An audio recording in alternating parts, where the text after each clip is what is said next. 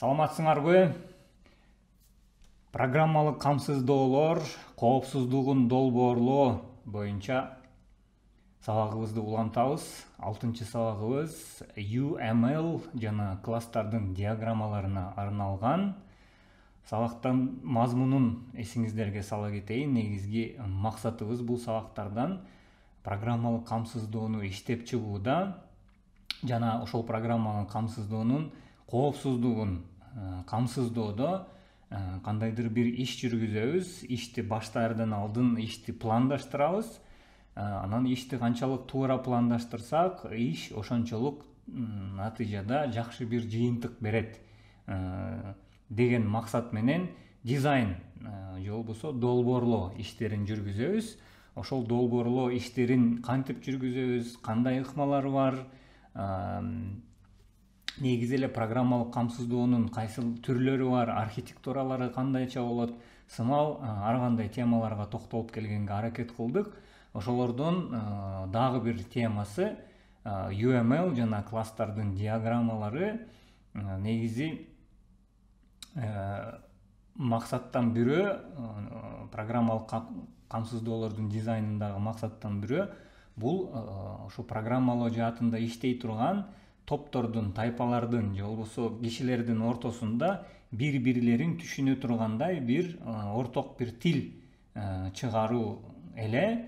Негизи андай тил азыркыга чейин азыркы учурда UML мисалы ошо колдонулуп келет, бирок ошо UML чыкканга чейин ар ким ар кандай түшүндүрмө берип келгенинен, анан ошо түшүндүрмөлөрдүн ортосунда компаниялар чоңойгон сайын, жаңы адистер кирген сайын, эми кичинекей компаниянын ичинде балким программисттер өзүн түшүнүп кеткенге мындай шарт бардыр, бирок чоң компанияларда, чоң долбоорлордо 2 кишинин, 3 кишинин бири-бири менен дайым карым-катнаш түзгөнгө шарты болбогон учурларда орток баарынын түшүнө турган бир тилдин, башкача айтканда символдордун тилин ортого чыгаруу маанилүү эле. Ушул жаатта UML Unified Modeling Language, башкача айтканда бирдиктүү модельдөө тили деп кыргызчага которсок, 1994 жылы иштелип чыкты.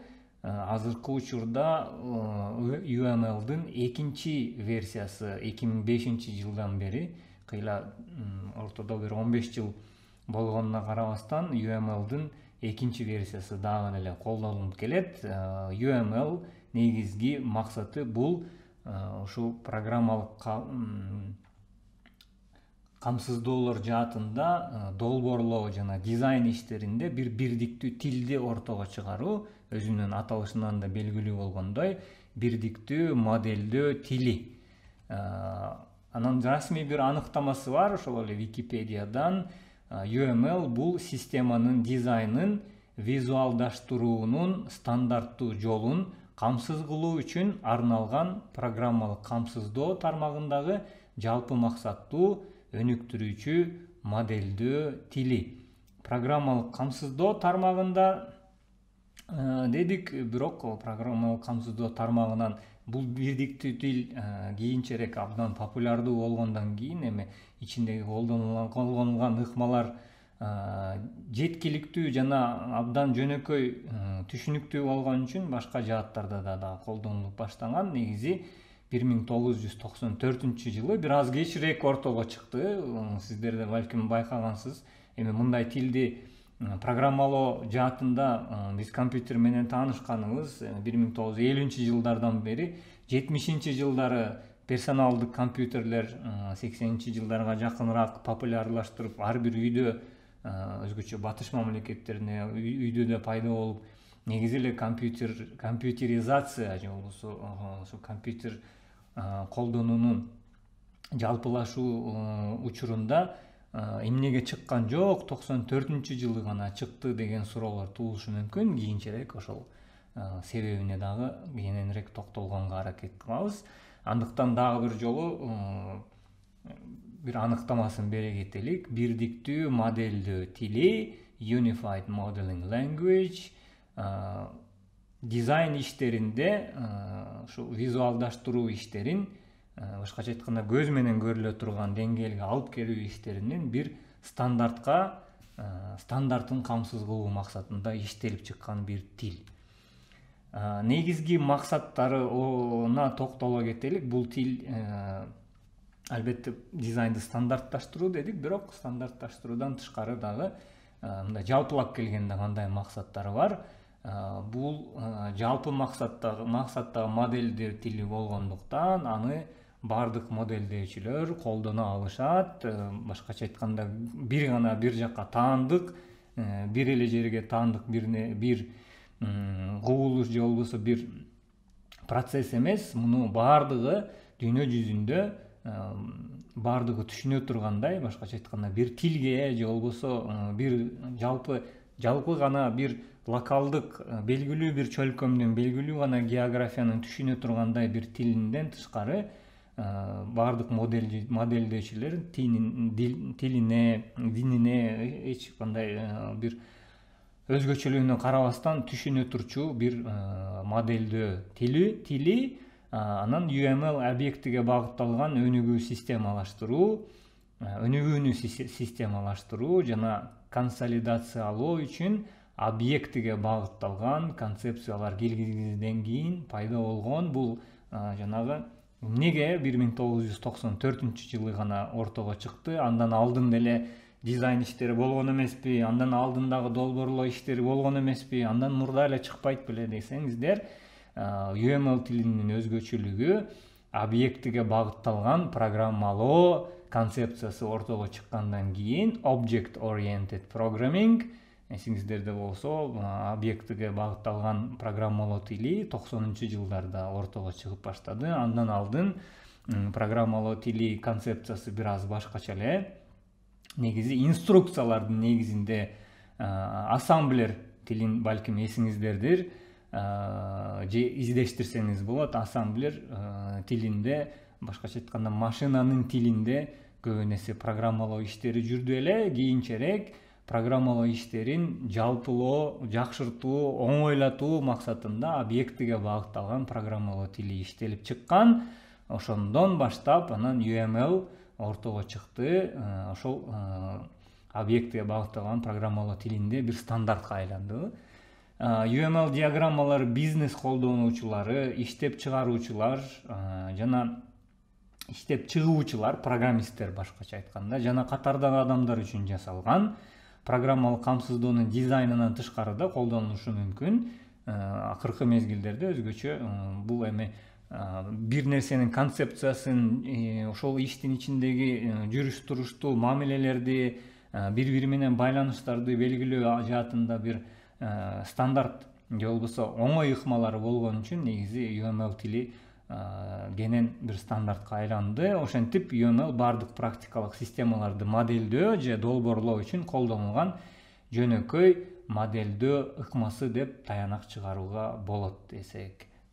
Анда келиңиздер бул максаттарына токтолгондон кийин эми негизи концептуалдык модель дегенди дагы түшүндүрө кетелик. Анткени UML тилинде маанилүү бир орунга ээ концептуалдык модельдин негизин. Анткени биздин негизги максатыбыз бир пикир, идея ортого чыкканда бул программанын камсыздуулук жазалык келиңиздер дегенде, ошол башыбызда, оюбузга келген пикирди, идеяны кагаз бетине түшүрүп, бардыгынын бирдиктүү көрө тургандай бир деңгээлге алып келе турчу жаатта концептуалдык модель маанилүү. Концептуалдык модель ошол өз ара байланышкан бир нече түшүнүктөрдөн турган үчүн бул объекттердин жана алардын бири-бири менен өз ара аракеттенүүсүн түшүнүүнү жеңилдетет. Башкача айтканда, сиздер пикириңизде, биз деле көбүн эсе күнүмдүк оокатта, практикада бир нерсени концепциялык, бир нерсени башка бирөөгө түшүндүрөлүк деген максатта сөзсүз бир калемсап, кагаз же болбосо тактага келип чийип бергенде бир нерсени жакшыраак түшүндүргөнгө шарт түзүлөт. Муну балким өзүңүздөр күнүмдүк жашооңуздарда деле байкасаңыздар керек. Анан ушунун негизинде программалоо жаатында дагы, анткени программалоодо аркадагы концепциялар, пикирлер, негизи эле объекттер, функциялардын бири-бири менен байланыштары абдан татаал болгон үчүн буларды жок дегенде бир концептуалдык негизде кардарга жалпы эле жалгыз эле программисттерден тышкары дагы бул ишке кийлигише турган тараптарга түшүндүрүп берүү иши зор. Андыктан ушул концептуалдык модель дагы маанилүү. UML негизи 3 негизги блоктон турат. 3 негизги ичинде блок камтыйт десек дагы болот. Бул нерселерден турат. Things, мамилелерден турат. Relationships, анан диаграммалардан турат. Негизи нерселер ошол диаграмманын ичиндеги объектилер десек дагы болот. Анан ошол объектилердин ортосундагы мамилелер, анан ушул мамилелер менен нерселердин бир топтому, бир система, анан ошолордун аты диаграмма десек да болот. Муну бул жакта сиздерге тартып бергенге аракет кылайын. Things дегенибиз мисалы бир нерсе дегенибиз сөз менен айтканда башкача, бирок мисалы кагаздын бетине мына ушундай бир нерсе дедик. Бул бир нерсе. Демек биз UML блок менен баштадык. Бул бир нерсе. Анын жанында дагы бир башка ушуга окшош бир нерсе функция жагынан.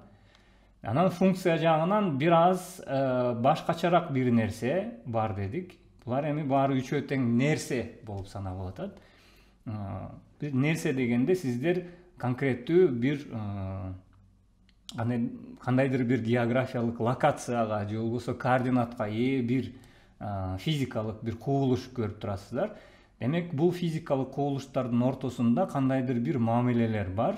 Ошол мамилелерди дагы UML блокторунун негиздеринде же болбосо стандарттарында чийгенге аракет кылат. Булар эми азыр мен чийгенде 2 нерсе окшош экен, бир нерсе башкача экен, бирок булар бир нерсе экенин түшүнүп турабыз.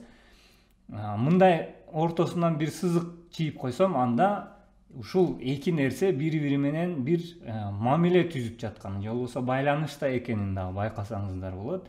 Эгер буну стрелка менен белгилеп койсом, бир тараптуу стрелка менен белгилесем, демек бул нерсе бул тарапка байланышы бар экенин, бул 2 нерсенин ортосунда бир тараптуу эмес, 2 тараптуу байланыш бар экенин белгилеп кетсек болот. Анан бул диаграмманы эгерде мындай жалпысынан ала турган болсок, ушунун нерселердин ортосундагы байланыштар, мамилелер, мунун баардыгы мындай эсептеп келгенде диаграмма деп аталат.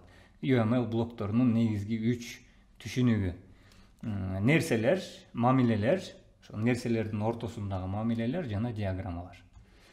Улантабыз UML диаграмманын түрлөрүнө токтололук. Эми албетте UML диаграммалардын ичиндеги өзгөчөлүктөр абдан кенен тема, өзүнчө бир сабак, башынан аягына чейин балким 15-20 сабак камтый турганчалык маалымат бар. Жанагы мисалы сызыкчалардын түрлөрү, мамилелердин түрлөрү, бирок бул жакта негизги түшүнүктөрүнө токтолгонго аракет кылабыз. Структуралык диаграммалар бар, аракет диаграммалары бар, жана мамиле диаграммалары бар. Негизги UML-дин ичинде колдонулуп келген негизги диаграммалардын түрлөрү. Диаграммаларга өтөрдөн алдын ошол диаграммаларынан көбүн эсе колдонулуп келген, анткени биздин темабызда UML класстары деп кетебиз.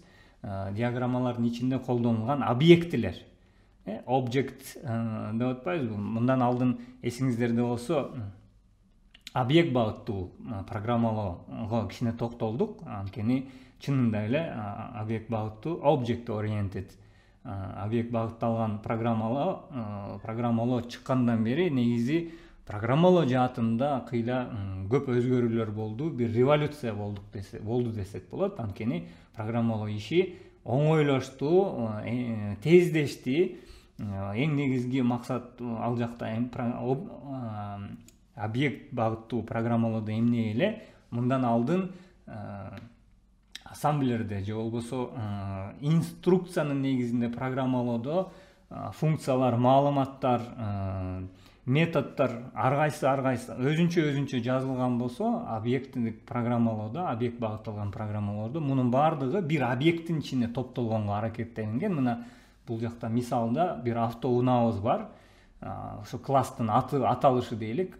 автоунаанын өзгөчөлүктөрү бар. Бул өзгөчөлүктөрүн ушул бир объекттин ичине киргизип, анан кийин программалоо жаатында ушул объектини бир объект катары кабыл алып, программалоо иштерин жүргүзгөн оңойго турганы ортодо эле. Бул жакта болсо функциялар камтылган. Мисалы от алат, от алгандан кийин жүрөт, жүргөндөн кийин токтойт сымал. Ушул автоунаага таандык кандайдыр бир функциялар. Бул жакта сиздер жөнөкөй бир өрнөк UML диаграммасын көрүп турасыздар. Ошол класстын аталышы, класстын ичиндеги өзгөчөлүктөр жана маалымат, башкача айтканда. Маалыматтан соң ошол маалыматка тиешелүү кайсыл иштер, функциялар аткарылат.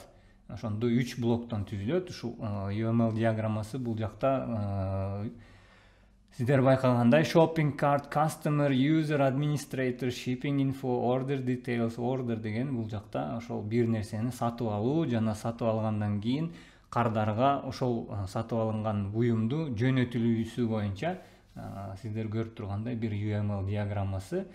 Бул жакта берилген ичиндеги өзгөчөлүктөр, мисалы customer name эмне менен берилиптир, string менен берилиптир.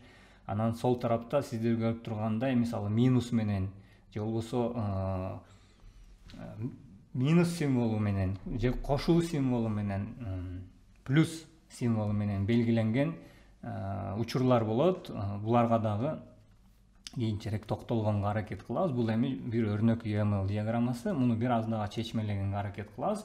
Ошондо стандарт UML класс диаграммасы эмнеден түзүлөт экен? Сиздер мына бул жакта байкагандай 3 бөлүктөн турат. Ошондо биринчи бөлүк, мына бул жакта, экинчи бөлүк жана үчүнчү бөлүк, upper, middle жана down деп 3кө бөлүнөт. Ошондо өйдөңкү, ортоңку жана ылдыйкы маалыматтар деп сиздер байкагандай баарында тең ошондой 3 бөлүм берилген. Ошол 3 бөлүмдү да бул жакта мисал бергенге аракет кылабыз. Аталышы, өзгөчөлүгү жана методу деп берилет.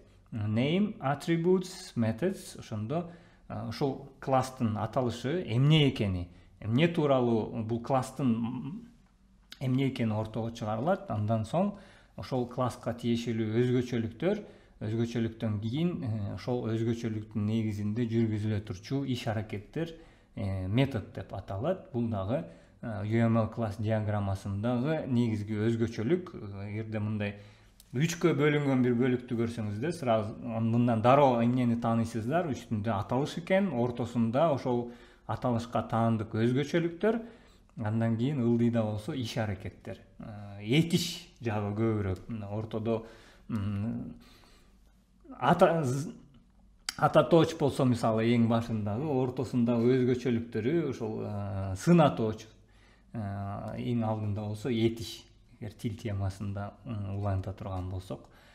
Анда эсиңиздерде болсо, башында ар кандай символдор менен белгилеп дедик элек. Негизинен эң көп колдонулган 2 символ бар. Бул маалымат коомдук, башкача айтканда, баары көрө турган маалымат болсунбу, же болбосо жеке жалгыз гана ошо программалоо жаатындагылар, же болбосо белгилүү гана чөйрөнүн көрө турчу маалымат болсунбу. Мисалы бул жакта автоунаанын ээсинин аты жөнү деген өзгөчөлүк кошулду.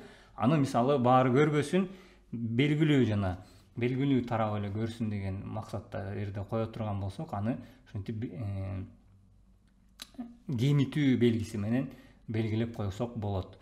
Аракет диаграммалары бар дедик элек. Аракет диаграммасынын өрнөгү бул жакта орус тилинде. Ошондо сөзсүз түрдө эле эсиңиздерде болсо программалоо жаатында эмес, кандайдыр бир иш процесстерин дагы сүрөттөөдө UML диаграммалар колдонулуп келет. Мына сиздер бул жакта көргөндөй, ошондо менеджер, бухгалтер жана складта турган кладовщиктин ортосундагы мамилелерди, ошо заказ келгенде, буйртма келгенде эмне иш аткарат, ким андан кийин кандай ишти аткарат сүрөттөп берген бир диаграмма бул жакта бар. Бул диаграммалар сиздер байкагандай программалоо жаатына көп деле тиешеси жок. Анан мамиле диаграммалары бар. Мамиле диаграммалар бир аз комплекстүү диаграммалар. Булар көбүнесе аппараттык жабдыктар менен иштегендер жана программалоо камсыздоо жаатында ошо тармактык программаларды чыгаргандар көбүнесе колдонушат. ошондо бул жакта компьютерди менен сервердин ортосунда электрондук каттын текшерилишин сүрөттөп берген бир мамиле диаграммасын көрүп турасыздар. Эми негизи UML диаграммаларынын түрлөрү абдан көп. Албетте убактыңыздар болсо, сиздер да YouTube'дан же болбосо Google'дан деле UML диаграммаларынын түрлөрү же болбосо UML диаграммаларынын ыкмалары деп издештирсеңер көптөгөн маалыматка жетесиздер. Бул жакта биздин негизги максат эмне эле? Сиздерге негизи ушу UML диаграммаларынын максаты эмне, кайсыл тарапта колдонулат, анан кайсыл негизги түшүнүктөрү бар, ошолорго токтолгонго аракет кылдык элек. Анда ушуну менен UML жана класстардын диаграммаларына арналган сабагыбызды аяктайбыз. Аман эсен болуңуздар.